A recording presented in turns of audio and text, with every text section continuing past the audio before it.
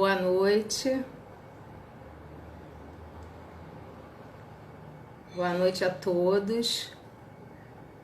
Vamos chegando que a casa é nossa.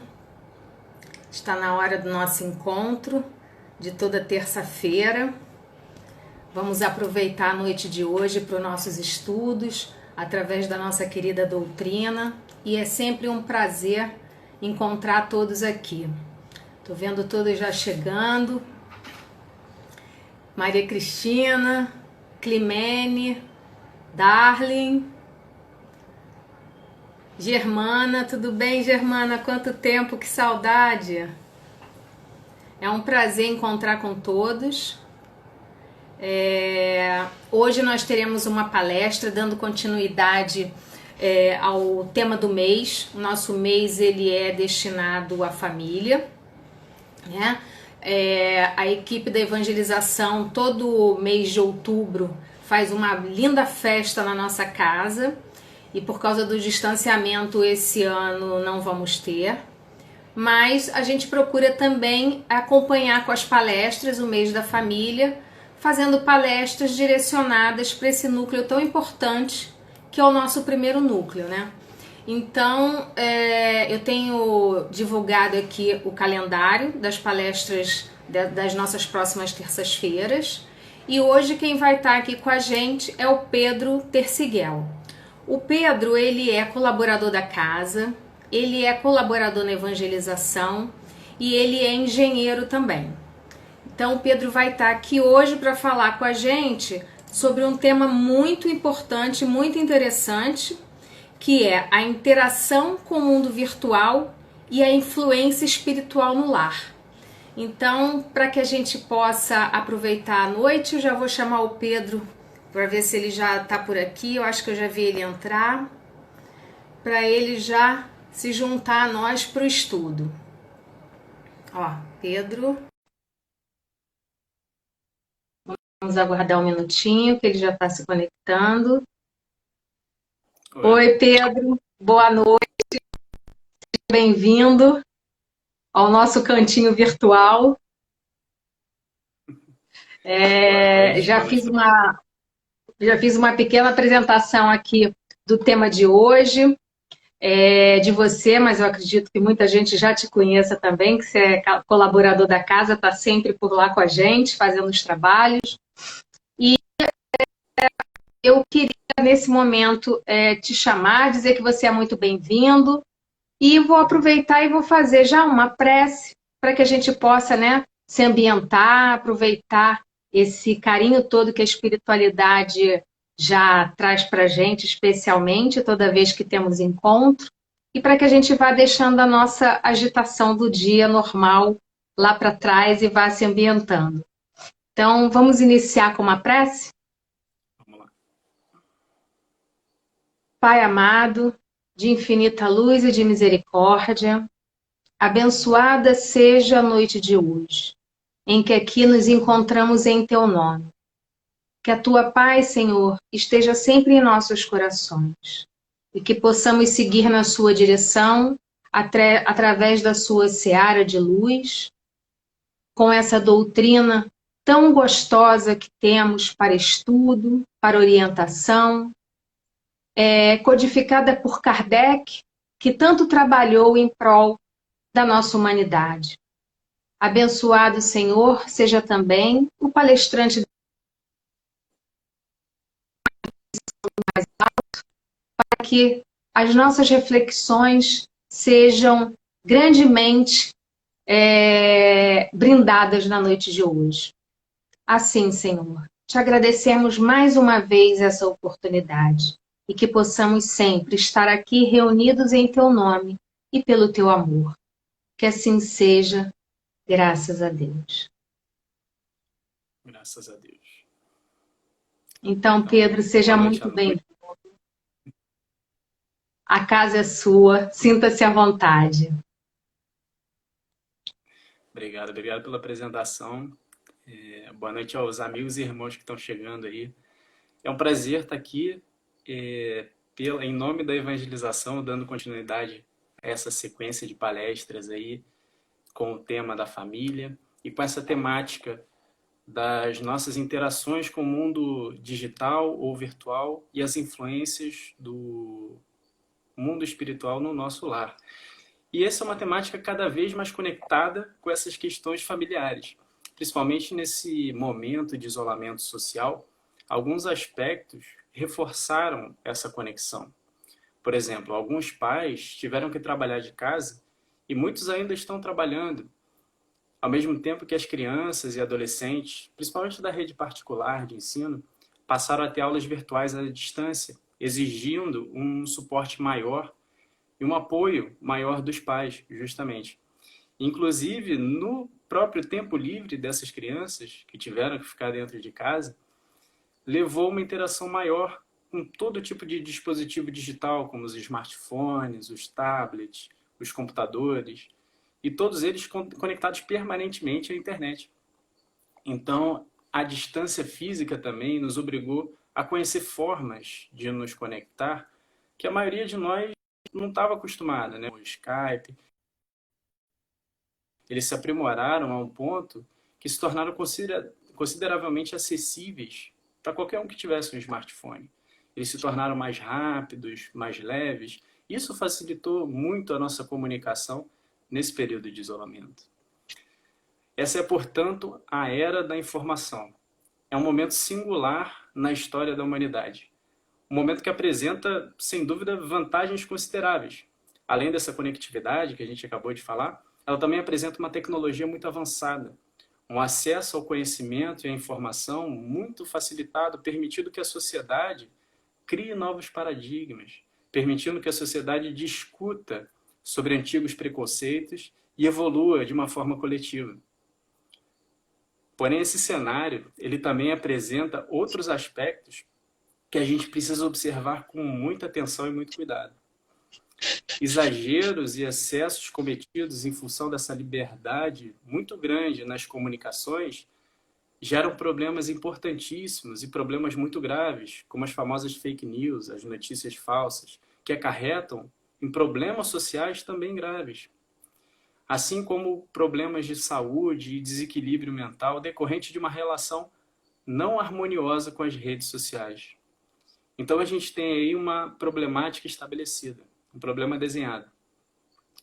É, portanto, dessa problemática que vamos discutir aqui, à luz da ciência, à luz da tecnologia, mas, sobretudo, à luz da doutrina espírita.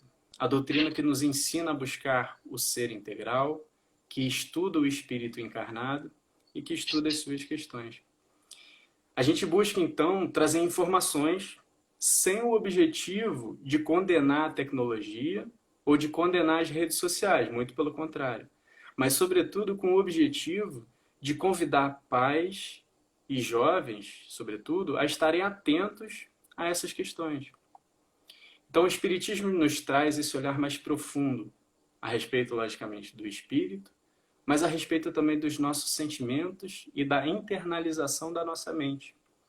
Como sendo a mente, ela, como sendo a gestora do corpo e a gestora do próprio cérebro, que nada mais é que um instrumento dessa mesma mente, segundo a visão espírita. Dessa forma, então, através da doutrina espírita, procuramos nós, enquanto espíritos encarnados, manter o foco no que viemos fazer aqui na Terra, assim como manter a conexão com os nossos benfeitores que nos acompanham permanentemente e assim poder desenvolver esse equilíbrio interior. O equilíbrio esse que vai nos ajudar a encarar todos os momentos das nossas vidas, momentos de dificuldade ou não, para então aproveitar o máximo dessa nossa existência corpórea. A gente pode dizer que os adolescentes e jovens de hoje já nasceram nesse contexto da era da informação. Principalmente aqueles que possuem até 24 anos, a chamada geração Z, né, que nasceu a partir de 96. Os cientistas afirmam que essa é uma época nessa época da adolescência é que o cérebro está em formação, sobretudo o lobo frontal que é responsável pela formação da personalidade. Graças à doutrina espírita, nós sabemos que é nesse momento que o indivíduo também está recapitulando a sua história espiritual, está readquirindo as suas tendências desenvolvidas ao longo das diversas encarnações anteriores. Então, para ilustrar um pouco desse contexto em que vivemos, a gente traz algumas matérias publicadas em diferentes veículos que falam desse assunto, sobretudo do ponto de vista material. Por exemplo, em 2015, foi publicado pela revista Forbes, para se ter uma ideia, que nos 2 anos anteriores à publicação, ou seja, 2013 e 2014, haviam sido produzidos mais dados. Em 2 anos, haviam se produzido mais dados e informações do que havia sido produzido em todo o restante da história da humanidade.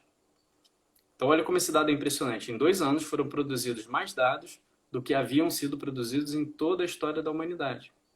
E geralmente a gente tem uma grande dificuldade para gerenciar essa quantidade absurda de informações.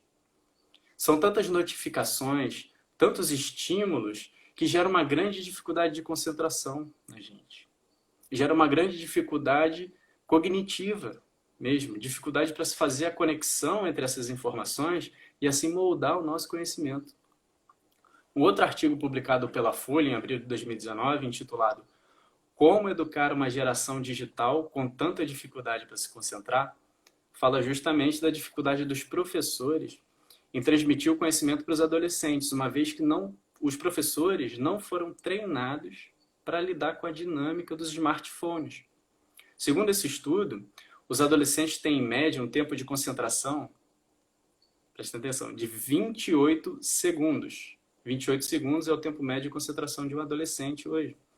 Então, isso gera uma grande dificuldade para esse adolescente de realizar uma análise, de realizar um resumo, uma interpretação de texto e, assim, desenvolver o seu próprio conhecimento. Uma outra reportagem, dessa vez da revista Galileu, traz a associação do vício em tecnologia com quadros de depressão e de ansiedade. Ela afirma, essa reportagem, que, em média, o indivíduo clica cerca de 2.617 vezes na tela touchscreen do smartphone, né, na tela do seu celular, em um dia. Isso equivale a uma média de 2 horas e meia de interação constante com o aparelho. Outra reportagem do Olhar Digital diz que o Brasil é a segunda que mais permanece online, das mais diversas formas, permanece conectado. Então, o indivíduo brasileiro, em média, passa 9 horas e 29 minutos, em média, por dia, conectado à internet. É o segundo maior número do mundo. A média global, para se ter uma ideia, no restante do planeta, é de 6 horas e 30 minutos. Então, a gente passa 3 horas a mais, em média, por dia conectado à internet. Então, essa grande quantidade de tempo dedicado ao consumo de informações online, vai tendo um impacto na nossa capacidade cognitiva, como a gente já falou anteriormente, né? Na nossa capacidade de criar uma opinião acerca de um texto, e até mesmo no nosso equilíbrio mental.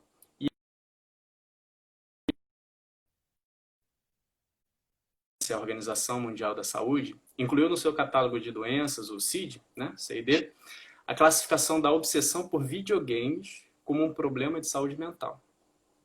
Então, ela descreve a compulsão por jogos eletrônicos como um padrão de comportamento persistente ou recorrente, podendo se tornar tão intenso que toma preferência sobre outros interesses de vida. Ou seja, repetindo, padrão de comportamento persistente ou recorrente, podendo se tornar tão intenso que toma preferência sobre outros interesses da vida. É a definição de vício.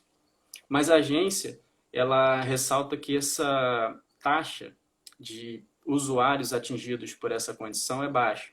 Então, cerca de 3% só de usuários de videogames são atingidos por esse quadro de vício propriamente dito. Mas essa classificação pode, contudo, ajudar a orientar pais, principalmente os pais, sobre como identificar esses riscos. Então, o fato dela estar catalogada permite que se crie métodos para combater essa condição, né? Então, nessa mesma reportagem do G1, o psiquiatra Cirilo Tissot, ele afirma que existe uma predisposição genética, na maioria dos casos, e que existem sinais que servem de alerta para essa condição. São sinais que surgem quando se deixa de fazer outras obrigações, como até mesmo ir à escola, como estudar, se deixa de estudar, se deixa de frequentar até mesmo relacionamentos sociais, deixa de conviver com amigos em função do vício. Na visão da doutrina espírita, a gente entende que essa predisposição genética é fruto de um histórico espiritual. Não cabe aqui a gente sondar as diferentes causas a isso, mas que acarreta nessa fuga do mundo real. Então, outro artigo interessante do jornal É o País fala do vício sem substância. É um termo muito interessante, vício sem substância. Ele diz que 1 em cada 5 espanhóis, entre 10 e 25 anos, possui algum tipo de transtorno decorrente do uso da tecnologia. São chamados dependentes de tela. Então, as consequências dessa condição são o isolamento social, como a gente já falou, a insônia, o transtorno do sono, a própria ansiedade, déficit de concentração, que a gente também falou, quadros de depressão, entre outros transtornos. Então, segundo especialistas, o refúgio na tecnologia pode ter origem em conflitos familiares, pode ter origem no próprio bullying, na carência em geral e questões de autoestima, né? A gente imagina quantos adolescentes não sofrem com a impossibilidade de se atingir padrões de beleza altíssimos que são fornecidos nas redes sociais, principalmente no Instagram, e que acabam se tornando uma referência para esses jovens. Então é necessário que haja o acompanhamento da família. Um acompanhamento da família com uma boa comunicação desde cedo, com a criação de diálogo, o desenvolvimento do carinho e, sobretudo, o desenvolvimento do acolhimento. Que essa responsabilidade não precisa recair apenas sobre um membro da família. É preciso que todos os membros da família estejam dispostos a mudar e a ajudar nesse contexto dentro da casa. Um outro estudo da revista The Lancet, publicado em janeiro de 2019, ele fala do impacto do uso das mídias sociais na vida dos adolescentes, justamente, onde 35% dos meninos e 50% das meninas apresentam sintomas depressivos em decorrência desse contato excessivo com as redes. Tem um documentário na Netflix, está muito famoso agora, e é muito bom, chamado Dilema das Redes, e que explica com detalhes como funciona o sistema de inteligência artificial, os famosos algoritmos, que provoca no usuário e instiga o usuário a permanecer o máximo de tempo possível conectado a um dispositivo qualquer e fazendo o maior número de interações possíveis, ou seja, dando cada vez mais cliques naquilo que lhe é oferecido, não necessariamente naquilo que ele está buscando.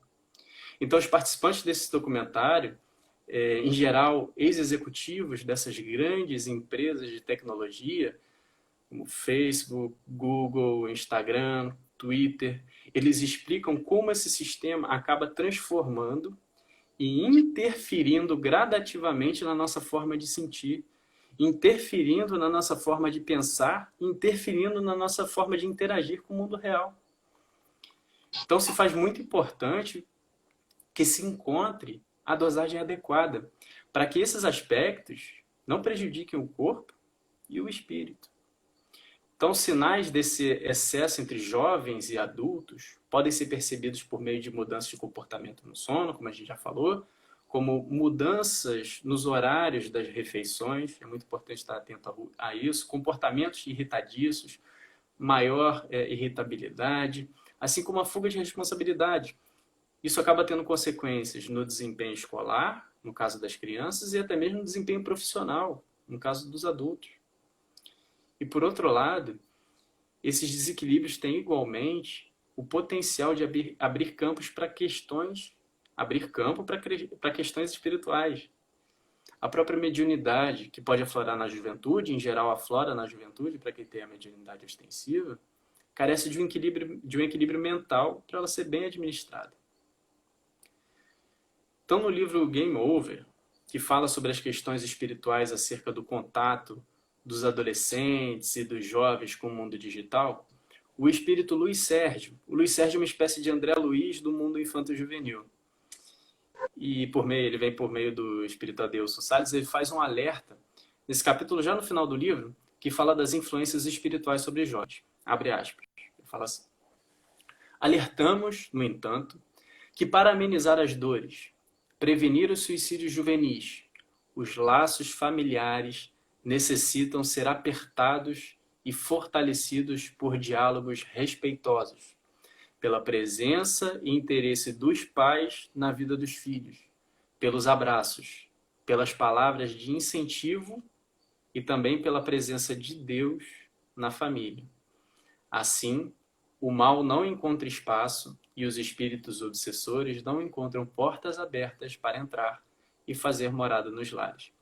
Então é importante que se estimule o autoconhecimento nos filhos, desde cedo, desde criança, assim como procurar conhecer da melhor forma possível essa criança, esse jovem, que também é um espírito imortal, que traz as suas tendências e as suas aptidões na bagagem espiritual.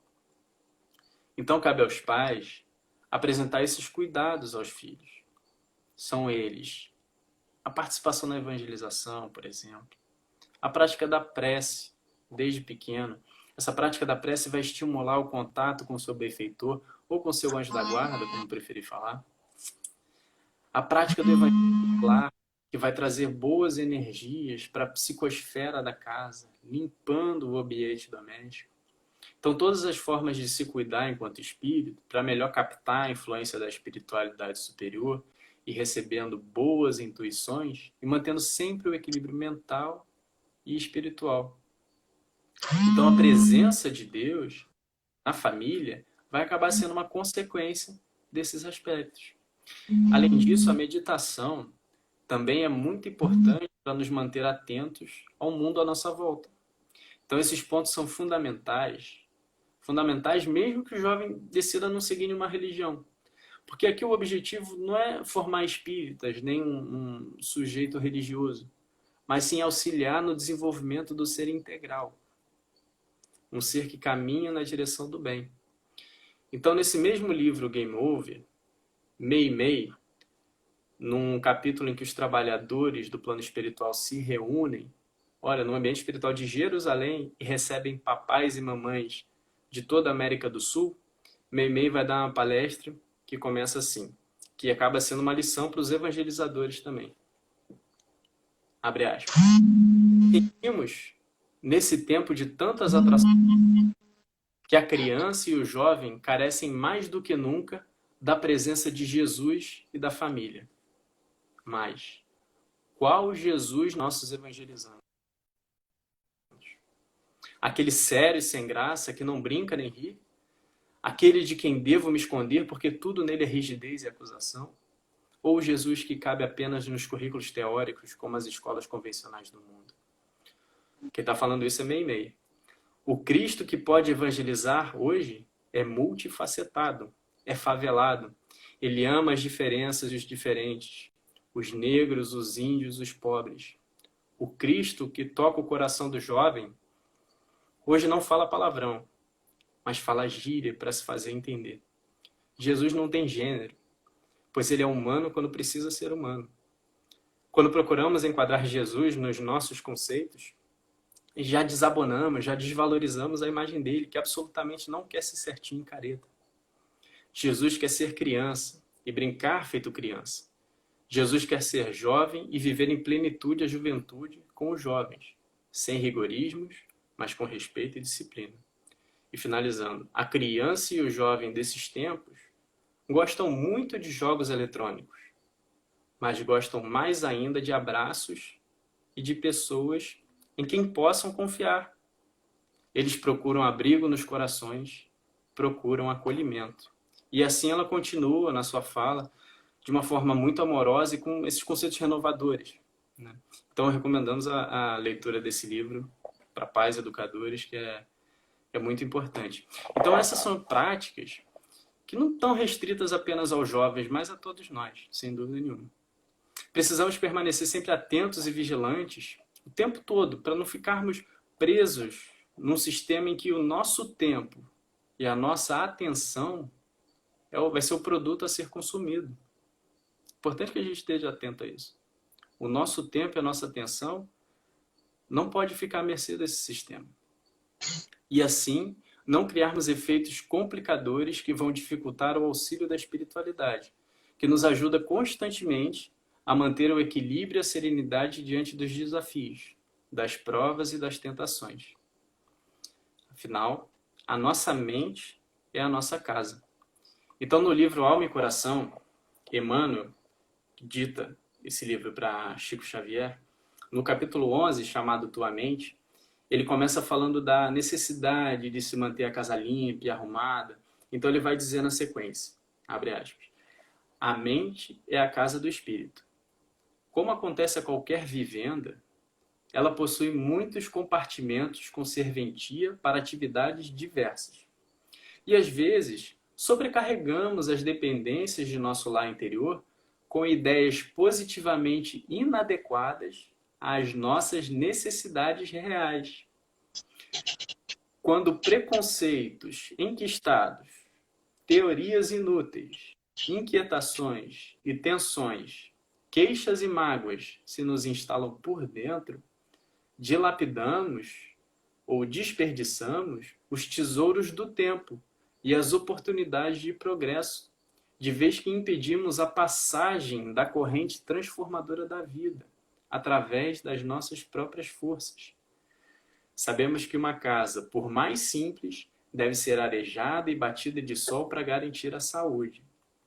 Então, quantas informações inúteis e que pouco agregam, a gente não consome navegando pela rede, pela internet. Contato constantemente com emoções perturbadoras. Então, quantas vezes a gente não se desequilibra ao ler um comentário sobre política, sobre futebol, sobre religião, ou sobre qualquer assunto que geralmente envolva opiniões opostas às nossas. Então a gente deve, portanto, evitar a sobrecarga do nosso lado interior. Importante lembrar o que o Chico sempre falava, que do lado de lá, o que mais lamentamos é a sensação do tempo perdido na Terra. Então, que a gente faça, portanto, essa análise sincera do que é proveitoso e do que é tempo perdido. Então, o Emmanuel finaliza a mensagem. Tua mente, tua casa intransferível. Nela te nascem os sonhos e aspirações, emoções e ideias, planos e realizações. Dela partem as tuas manifestações nos caminhos da vida. E de nossas manifestações no caminho da vida, depende o nosso cativeiro à sombra ou a nossa libertação para a luz.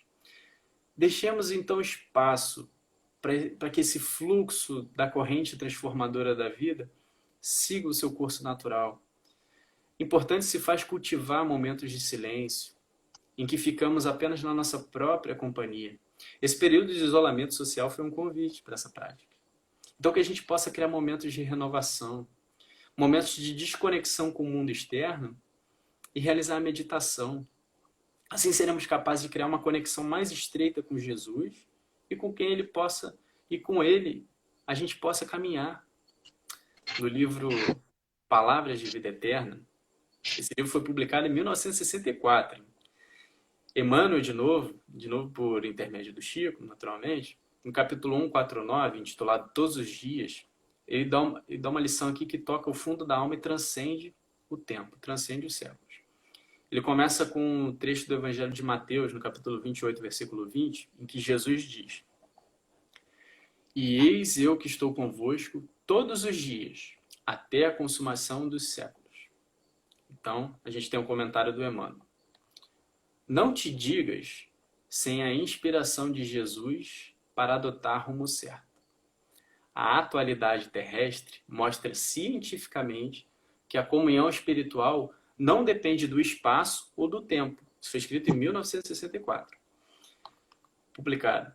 Podes fitar um orientador da comunidade e colher um continente ao outro com o auxílio do telefone. Escutar o cantor predileto que atua de longe por intermédio do rádio. Recolher a mensagem de alguém na tira de um telegrama. Acompanhar nas colunas da imprensa o cronista simpático que nunca viste em pessoa. Assim também, nossas ligações com o Cristo de Deus. Então, adaptando para a linguagem de hoje, a gente pode dizer que Jesus espalha a sua rede Wi-Fi pela Terra inteira. E que a gente possa, então, usar a senha que ele fornece para a gente, para que a gente possa se conectar a essa rede. E qual é a senha? É a prática da prece, é a prática do pensar no bem, pensar no amor, ajudando a manter esse equilíbrio interior, né? Então, se infelizmente Jesus hoje só é lembrado nos momentos de dor, já que aparentemente seu evangelho pode parecer inadequado para competir com os fortes apelos das distrações do mundo digital, que a gente possa lembrar no dia a dia do seu amor que transcende épocas e transcende os séculos. Finaliza então a mensagem, meu mano. Jesus não é um mestre ausente ou símbolo morto. Ainda e sempre é para nós, os que declaramos aceitar-lhe a governança, o mentor vigilante e o exemplo vivo. Basta recapitular-lhe as lições para refleti-lo. E ao retratá-lo em nós, segundo as nossas acanhadas concepções, receberemos dele a ideia ou o socorro de que careçamos, a fim de escolher com acerto e agir com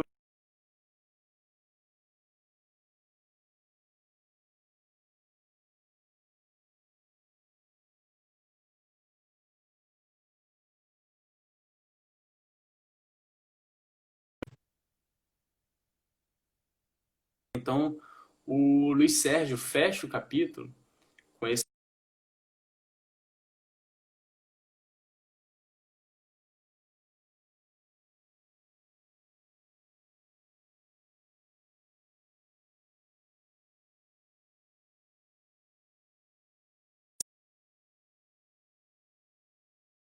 O quanto é grande o amor que ele tem por você.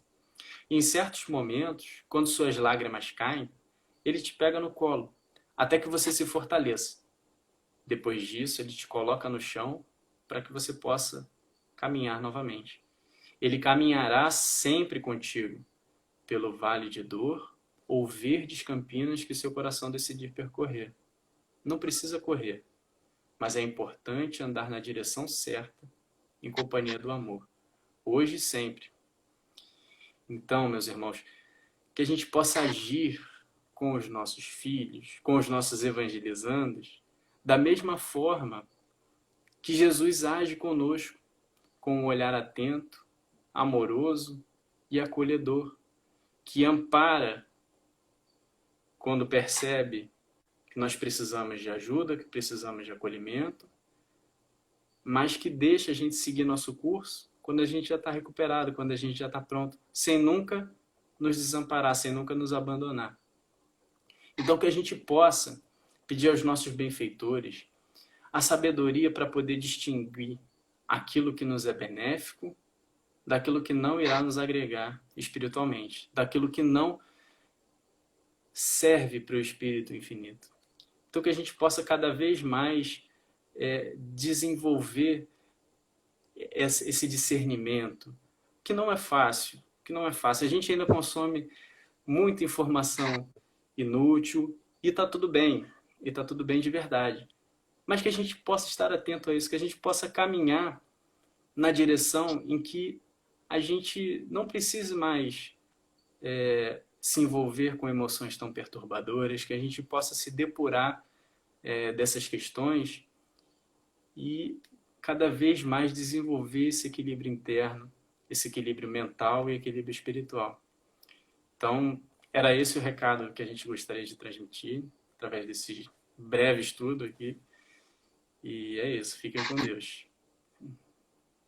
Pedro, muito obrigado. Esse tema realmente esse conteúdo é muito bom. Eu acho que você trouxe grandes reflexões. Eu fiquei te escutando aqui, fiquei pensando, né? Eu acho que ninguém... acho que na pele a gente pode falar sobre isso hoje, né? Porque a gente, em função desse isolamento social, acabou precisando usar a internet hoje muito mais vezes, por muito mais tempo, para fazer um número muito mais diverso de trabalho do que a gente precisava antes. Né? Porque hoje os nossos trabalhos a gente tem trabalhado muito através da internet, por causa do isolamento. Muitas empresas colocaram seus funcionários de home office. Algumas pessoas já trabalhavam de home office, mas o número aumentou bastante. Inclusive, muitas empresas provavelmente vão manter uma parte do seu quadro assim.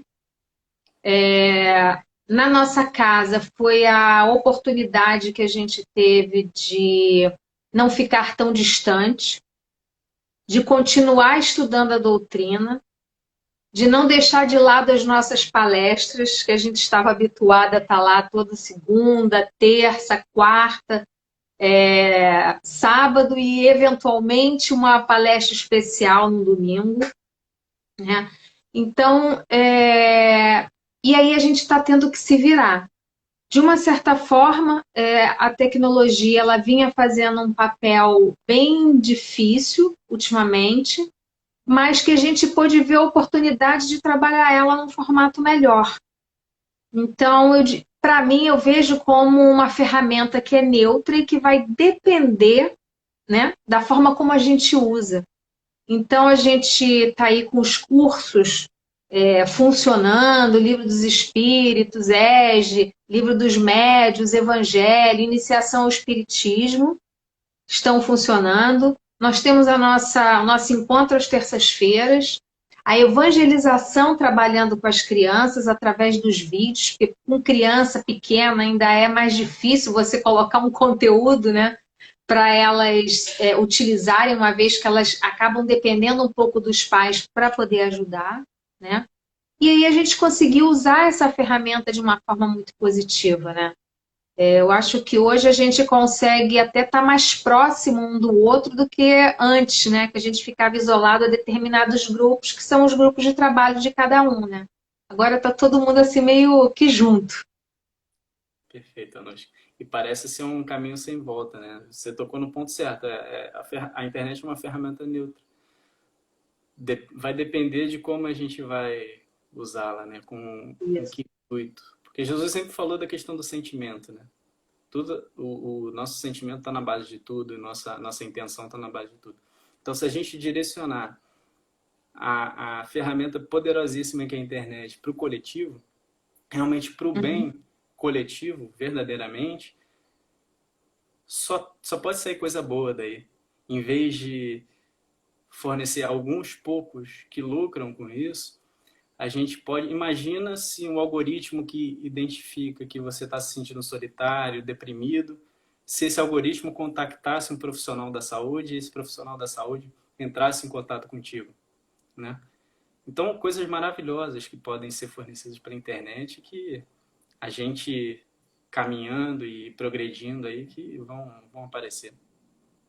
É verdade. É verdade, e a gente precisa aproveitar isso e a gente precisa agradecer muito essa oportunidade, porque foi uma forma realmente da gente continuar ligado na nossa doutrina e continuar levando isso, porque a gente também acaba tendo uma capacidade de atingir um número muito maior de pessoas, né? Então, se hoje a gente já consegue detectar através de todo esse material aí que você trouxe para a gente de informação, de que forma essa tecnologia pode fazer mal, então a gente já pode entender como usar ela melhor e fazer com que ela seja usada para o bem. E a gente viu isso acontecendo demais.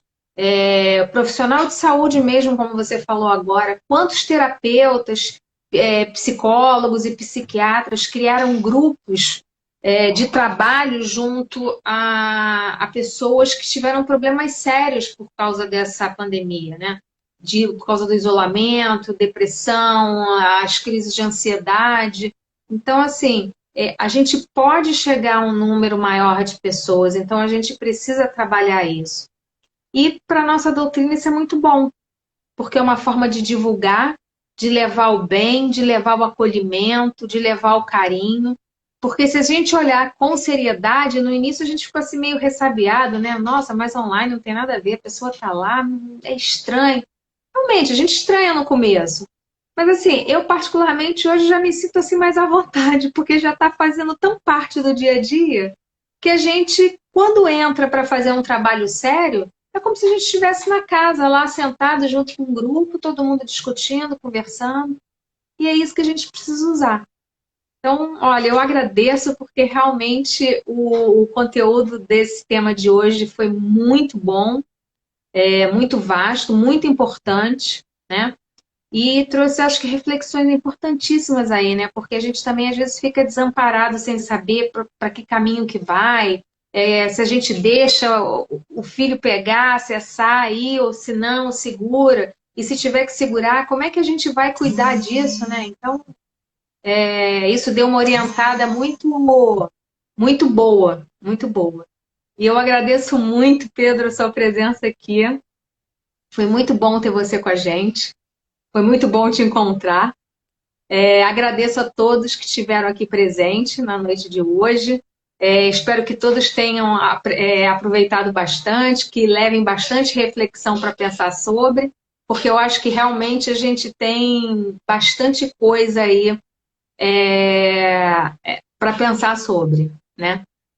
Então, mais uma vez eu agradeço a todos, agradeço a você, Pedro, pelo carinho, do estudo, do cuidado com a noite de hoje. E vamos encerrar agora com uma prece.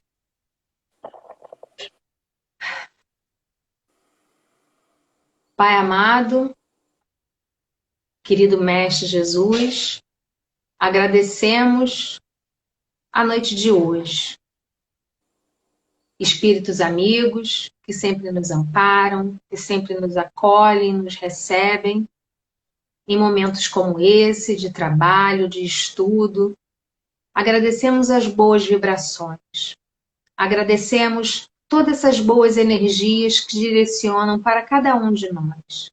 Pois a espiritualidade com certeza sabe quem somos cada um dentro dessa nossa casa.